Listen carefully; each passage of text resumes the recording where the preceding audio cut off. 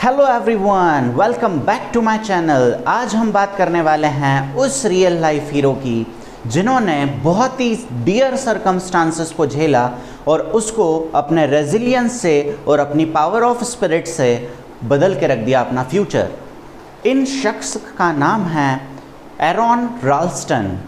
यह बात है 1993 की, जब एरॉन राल्स्टन ने ब्लू जॉन कैनियन में अकेले जाने का फ़ैसला किया।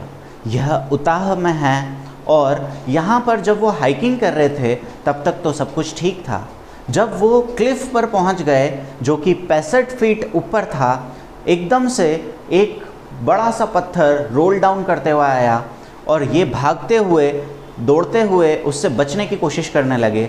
अपने आप को तो बचा लिया इन्होंने, पर उनका जो राइट हैंड है उसके ऊपर वो पत्थर टिक गया और उनका कैनियन और उस पत्थर के बीच में वो हाथ दब गया।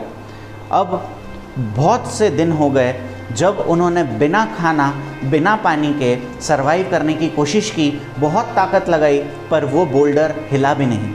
इतना बड़ा पत्थर था वो, और जब वो हिला नहीं तो अब इनको लगने लगा कि अब तो मेरी लाइफ में क्या बचा है, अब तो शायद मेरी मौत मेरे सामने खड़ी है।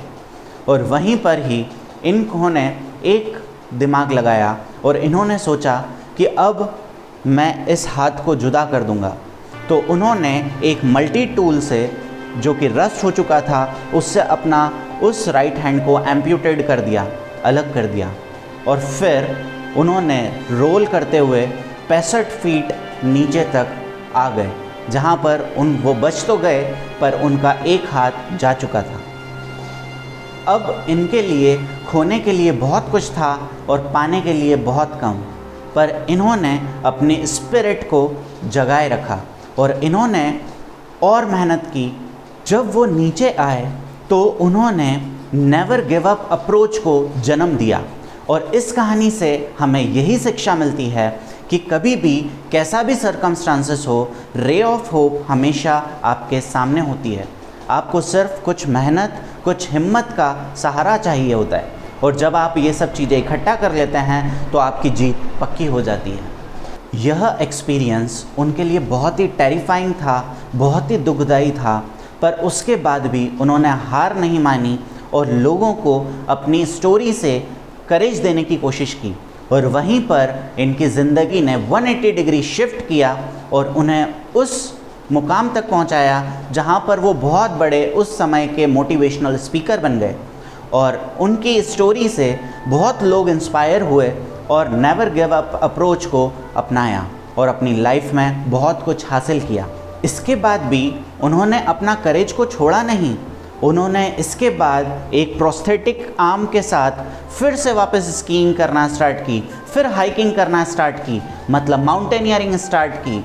मतलब ये दिखाता है उनके जज्बे को, जहाँ पर उनको इतनी चोट, इतना दुखदाई हादसा होने के बावजूद भी उन्होंने अपने आप को हार नहीं मानी और लगे रहे, काम करते रहे और फिर वापस ज़िंदगी को वापस बहुत अच्छे से जिया।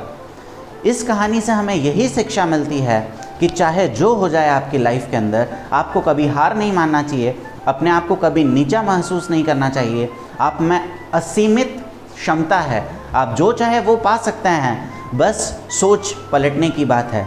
और हमेशा अंधेरे में भी कहीं ना कहीं आपकी लाइफ में उजाला आएगा ही आएगा, और यही रे ऑफ होप आपकी ज़िंदगी को और बेटर बनाती है और खुशनुमा बनाती है। होप करता हूँ इस कहानी से आपको बहुत शिक्षा मिली होगी और आप भी नेवर गिव अप अप्रोच को अपनाएंगे और अपनी लाइफ में भी हर वो चीज़ हासिल करेंगे जो आप चाहते हैं। मिलते हैं अगले वीडियो में कुछ और जानकारियों के साथ, कुछ और इंटरेस्टिंग कहानियों के साथ। तब तक रखिए अपना ख्याल। Keep smiling and good bye.